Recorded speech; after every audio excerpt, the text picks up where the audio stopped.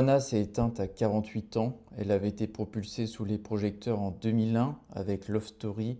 Elle a été en quelque sorte la figure originelle de la télé-réalité. À bien des égards, elle préfigure les logiques contemporaines d'exposition de soi qui structurent aujourd'hui encore l'économie des influenceurs. Son destin tragique, sa solitude, elle a été retrouvée morte chez elle à Nice après plusieurs jours, parle aussi de nous, de nos failles et celles de notre société. Thierry Ardisson dira en interview à Loana: c'est vrai que si vous avez été jugé sévèrement sur le moment, peut-être, en tous les cas, quand on lit l'histoire, on ne vous juge plus du tout sévèrement. C'est une interview intéressante qui avait été réalisée par Thierry Ardisson avec Loana, donc après son passage à Love Story. Et elle va raconter un petit peu sa vie. Elle est issue d'une famille profondément dysfonctionnelle. Elle a grandi dans un climat de violence et d'instabilité permanente. Son père, donc elle va le raconter dans son autobiographie, est un ancien magasinier qui a perdu son emploi et qui s'est réfugié dans l'alcool. Devenu colérique et brutal, il battait régulièrement sa femme sous les yeux de sa fille. Et lorsque sa mère a fini par quitter le foyer, Loana s'est retrouvée seule avec cet homme violent et alcoolisé. Donc elle a été ballottée entre ses deux parents. Elle a ensuite été contrainte de placer son bébé en pouponnière. Donc son bébé a été adopté par une famille. Sa mère était rongée par la dépression. Loana dira qu'elle avait été comme vidée de l'intérieur. Et donc elle a renvoyé Loana chez son père. Et donc l'adolescente s'est retrouvée livrée à elle-même sans aucun repère ni protection. Dans cette interview réalisée en octobre 2001, donc l'année où le Love Story avait été filmé, Loana va expliquer comment elle s'était opposée à son père. Le père de Loana vivait avec sa nouvelle copine et également avec Loana. Et Loana était témoin du fait que son père battait sa nouvelle copine, donc elle a voulu s'interposer et c'est là où elle a frappé son père. On voit dans l'histoire de Loana, et c'est vrai dans beaucoup de familles, que de génération en génération, certaines difficultés se sont transmises, des émotions mal contenues, mal exprimées, qui se sont transformées en violence, parfois verbale, parfois physique. Et au cœur de tout cela, il y a un manque, un besoin de reconnaissance qu'on peut déceler.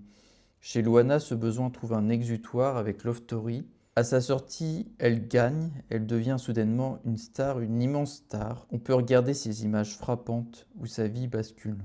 Et Loana.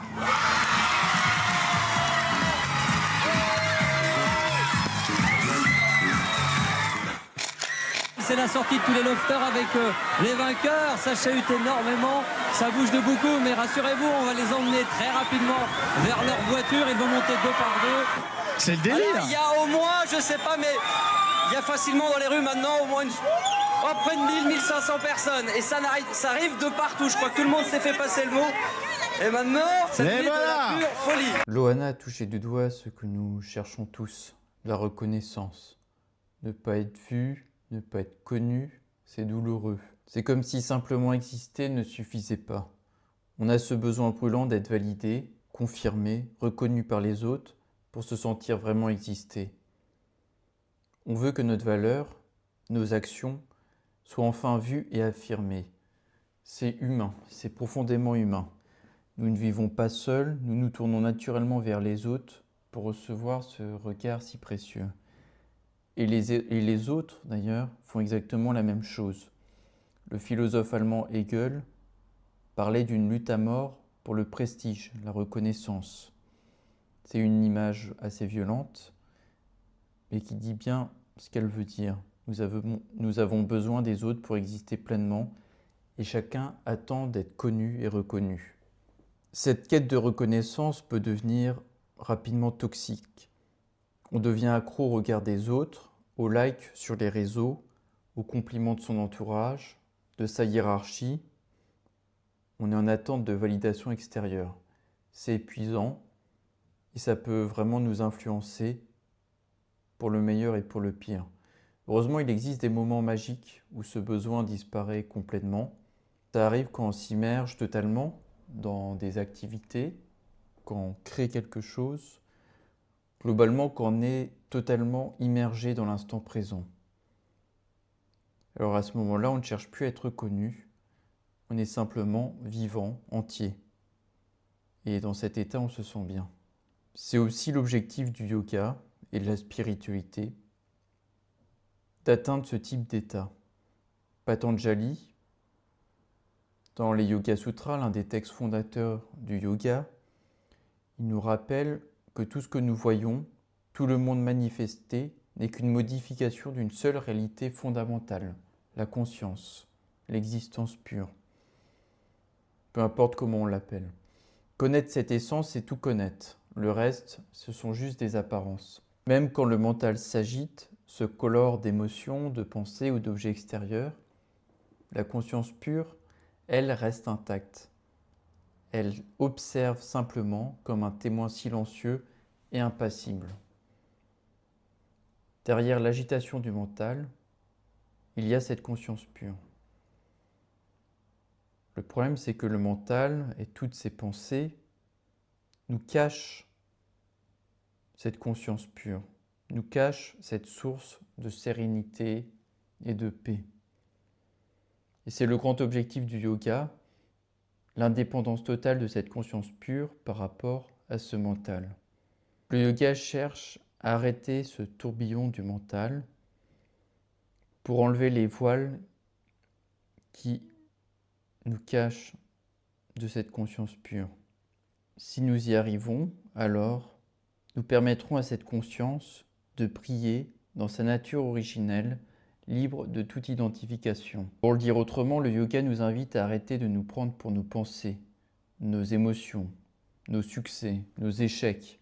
Il nous ramène à notre essence, le témoin éternel qui voit tout sans jamais être touché.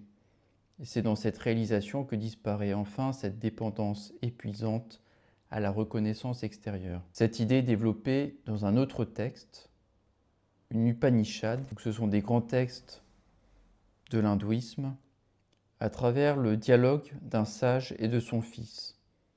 Le maître pose cette question puissante: par la connaissance de quoi tout le reste devient-il connu? Il répond simplement: au commencement, il n'y avait que l'existence pure. De cette réalité unique naît tout le reste.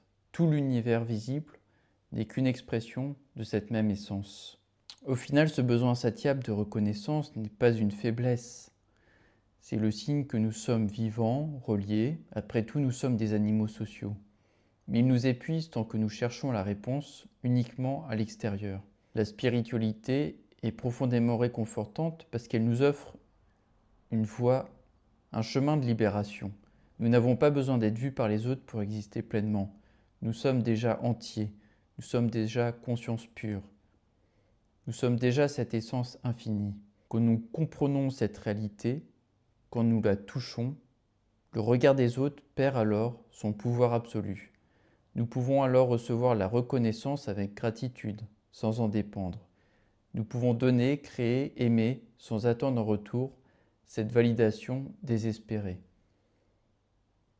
Et dans cette simplicité, il y a une paix immense, une légèreté et une joie qui ne dépendent plus des autres.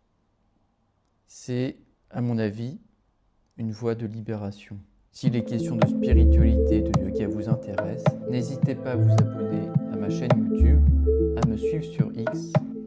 Salutations spirituelles et à la prochaine.